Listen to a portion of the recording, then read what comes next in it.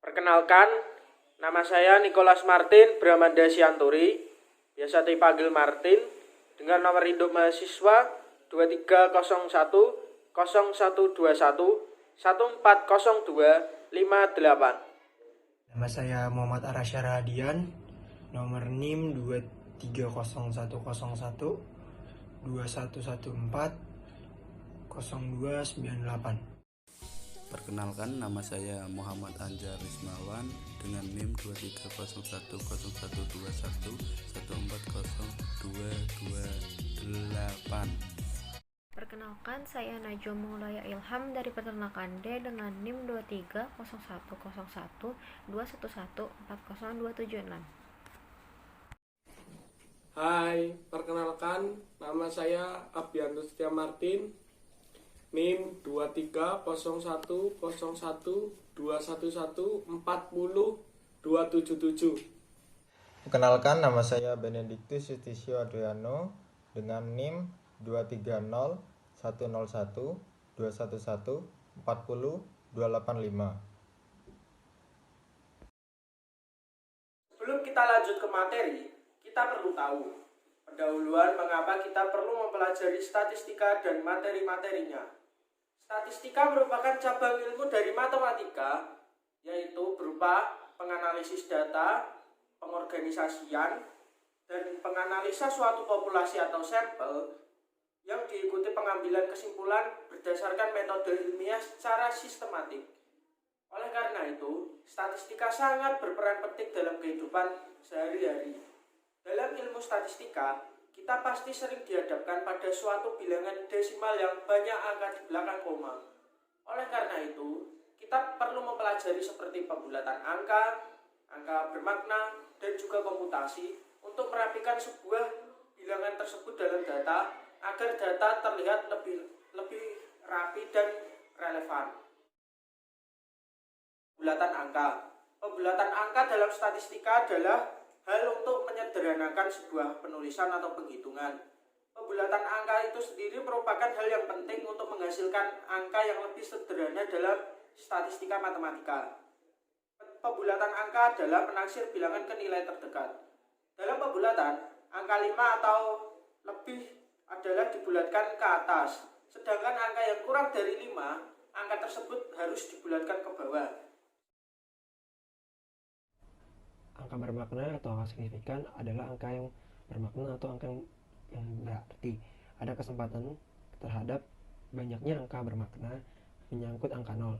Bila mana angka-angka 0 yang terletak di sisi kiri hasil pengukuran atau perhitungan kurang dari 1 atau angka 0 sebanyak petunjuk tempat desimal.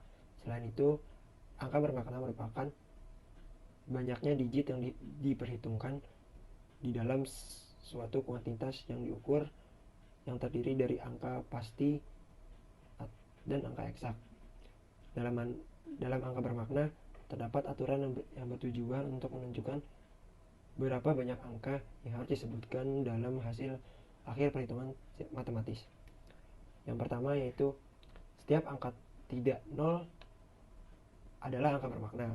Angka 0 di antara tidak 0 adalah angka bermakna.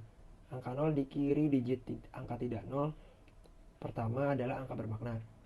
Jika suatu bilangan lebih dari 1, maka semua angka 0 di sebelah angka koma adalah angka bermakna. Jika bilangan lebih kecil dari 1, maka 0 di akhir bilangan dan terletak di antara digit tidak 0 adalah angka bermakna. Untuk perhitungan perjumlahan dan pengurangan, angka yang harus ditulis di belakang angka koma sebanyak angka bermakna yang paling sedikit dari komponen perhitungan. Sedangkan untuk perhitungan perkalian dan pembagian, angka yang harus ditulis sebanyak jumlah angka bermakna paling sedikit dari komponennya. Komputasi merupakan bilangan yang hasil kali, bagi, penjumlahan, dan pengurangannya berkaitan dengan angka penting. dalam melakukan perhitungan yang berhubungan dengan penjumlahan, pengurangan, perkalian, pembagian, serta penarikan akar bilangan. Penjumlahan dan pengurangan hasil akhirnya diambil dari angka penting yang paling sedikit, sedangkan perkalian dan pembagian hasil akhirnya diambil dari angka penting yang jumlahnya paling sedikit. Pada proses perkalian, pembagian, penjumlahan, pengurangan, terdapat angka yang berbunyi eksak. Hasil dari perkalian, pembagian, penjumlahan, pengurangan bilangan tersebut ditulis sesuai dengan jumlah bilangan angka yang tidak terdapat angka eksak. Di sini saya akan memberikan 3 contoh soal tentang pembulatan angka.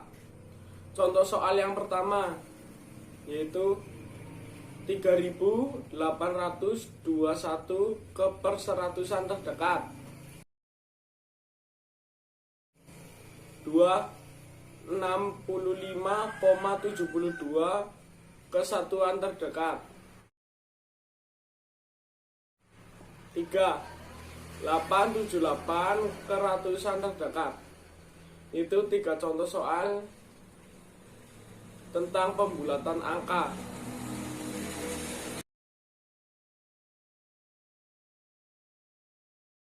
Di sini saya akan menjelaskan beberapa contoh soal dari angka bermakna dan penjelasannya.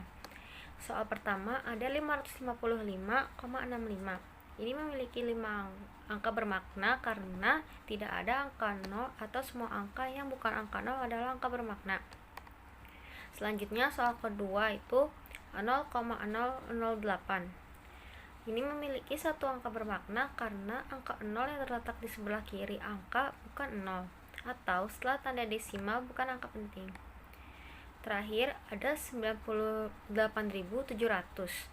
Ini memiliki 3 angka bermakna karena tidak ada angka desimalnya. Sekarang saya akan membacakan contoh soal dari komputasi. Yang pertama ada akar dari 7,73 yang hasilnya 2,78028775. Berdasarkan angka kuadrat tersebut terdapat 3 angka penting, maka hasilnya menjadi 2,78. Kemudian soal kedua 83,42 dikurang 72 sama dengan 11,42. Berdasarkan angka pengurangan tersebut terdapat 2 angka penting, maka hasilnya menjadi 11. Yang terakhir ada 1848 dibagi 0,023 yang hasilnya 80,34. Berdasarkan angka pembagian tersebut terdapat 2 angka penting, maka hasilnya menjadi 80. Penyelesaian. Yang pertama, pembulatan angka. Yang perlu diingat ketika mengerjakan soal pembulatan angka adalah jika bilangan kurang dari 5, maka bilangan itu dibulatkan ke bawah. Jika bilangan itu lebih atau sama dengan 5, maka bilangan dibulatkan ke atas. Contohnya 65,72, maka bilangan ini dibulatkan ke atas, yaitu hasilnya 66. Yang kedua, angka bermakna. Angka bermakna adalah angka-angka yang menentukan logaritma desimal pada suatu bilangan. Kriteria dasar dari angka bermakna ialah angka yang menyatukan suatu bilangan mulai dari angka pertama di kiri tanda koma desimal yang bukan 0 sampai dengan angka terakhir di kanan yang bukan 0. Contoh 687,00. Maka angka bermaknanya ada 3, yaitu 987. Yang terakhir ada komputasi. Dalam melakukan perhitungan yang berhubungan dengan penjumlahan, pengurangan, perkalian, pembagian, serta penarikan akar bilangan. Penjumlahan dan pengurangan hasil akhirnya diambil dari angka penting yang paling sedikit. Sedangkan perkalian dan pembagian hasil akhirnya diambil dari angka penting yang jumlahnya paling sedikit. Contoh 12,51 dikali 111 sama dengan 137,6.